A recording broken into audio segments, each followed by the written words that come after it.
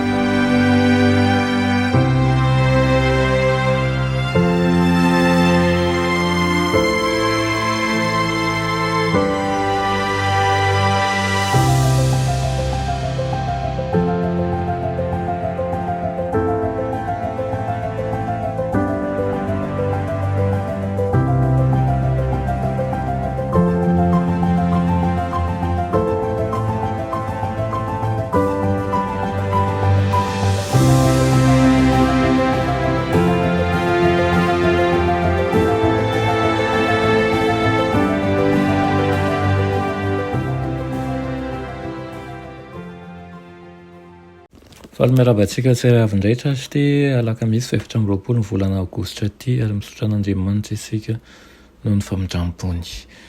Alohan'ny hidirantsika ny amin'ny lesona ho an'ny lehibe dia hivavaka isika.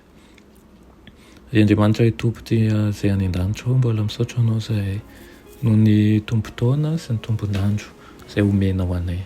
Misaotra anao ihany koa ny amin'ny fitantananao anay manokana, ny inonay dia amin'ny zavatra mahatsara ny manjakariva no hitantananao, ka ampianaro izay hanana faharetana miaraka aminao tompo, ary koa tsy ho mora-kivy satria fantatray fa ireo rehetra izay andalovanay dia zavatra mahasoa anay avokoa. Ampio izahay hitoky aminao manjakariva ka tsy hametra ny fahefanao amin'ny zavatra hita amin'ny masonay irery ihany, fa hatsapa ihany koa fa mijery alavitra momba ny fiainanay ianao. Tonoina sy angatana amin'ny anaran'i Jesosy. Amen. Lohateny lesonantsika androany dia manao hoe aoka ho fenoina ny fanahy. Aoka ho fenoina ny fanahy. Maka isika ny Efesianina 5:7-20 ka hatramin'ny 20. Manao toy izao amin'ny anaran'i Jesosy. Ary aza ho mamy divay ianareo fa amin'izany dia misy fananara-po amin'ny ratsy, fa aoka ho fenoina ny fanahy. Ka mifampilaza amin'ny silamo sy ny firahana ary ny tononkera-panahy, dia mihira sy mikaloha ao am-ponareo ho an'ny Tompo. Misaotra an'Andriamanitra ray mandrakariva noho ny zavatra rehetra amin'ny anaran'i Jesosy Kristy Tompontsika. Amen. Raha nanoratra an'io manko i Paoly dia ny fiaraha-mivavaky ny kristianina no tao an-tsainy. Inona moa izany no lazainy fa ataon'izy ireo mandritra ny fanompoam-pivavahana? Miantso ny mpino manko i Paoly ao amin'ny farany ny teny vakitsika iny mba tsy mamo amin'ny divay, fa mba hiara-manandrana ny fanatrehan'ny fiara ny herin'ny fanahy masina kosa. Raha ny Paoly izany ny fahamamona izay maneho fa fantan'ireo didy manjara ny fisotro-toaka araka ny hita ao amin'ny soratra masina.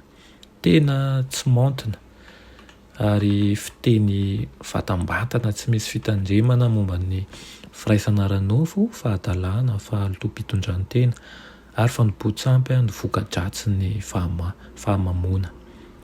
Mira soloana fanompoam-pivavahana amin'Andriamanitra, feno fiheverana ny hafa sy ny fanahy masina izany. Hitarin'ny Paoly amin'ireto matoan-teny mifanesy ireto ny baiko ny manao hoe aoka ho fenoina ny fanahy. Mifampilaza ozy izy, mihira, mikaloha, misaotra, mifanaiky. Ho an'ny mpino rehetra miara-mivoly hanao fotoam-pivavahana ao an'Andriamanitra izay tarehin'ny fanahy masina no anaovan'i Paoly ilay antsony hoe aoka ho fenoina ny fanahy.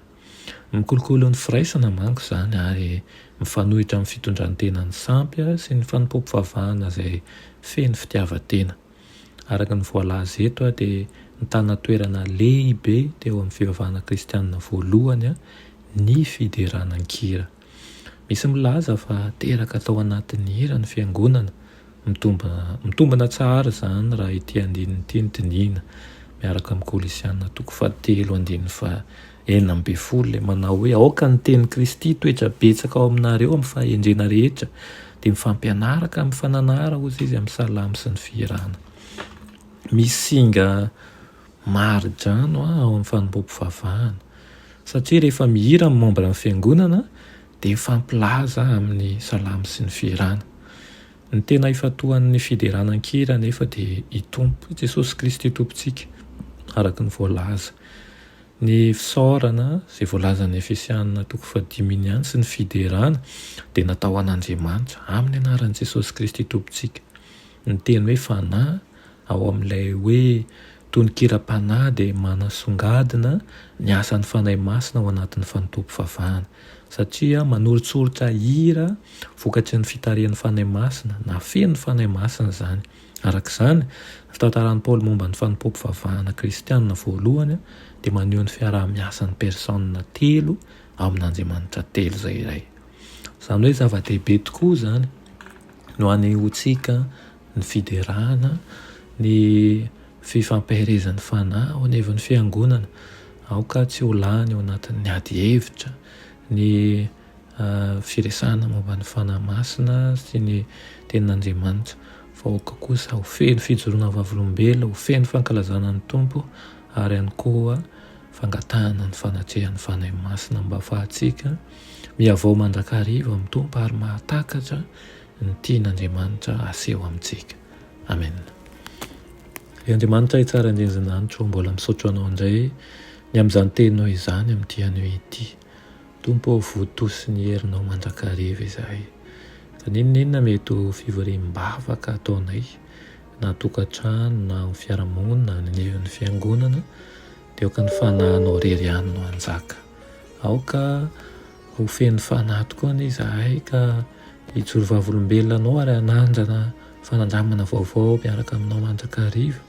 Ho tsapanainay amin'ny namanay ihany koa fa mamy tokony miaraka aminao, ary izahay izao koa tokony ho taratry ny fitiavanao sy ny fahamasinanao.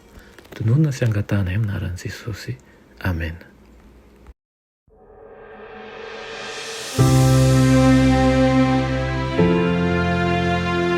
Mianatra eo an-tongotry Jesosy isan'andro.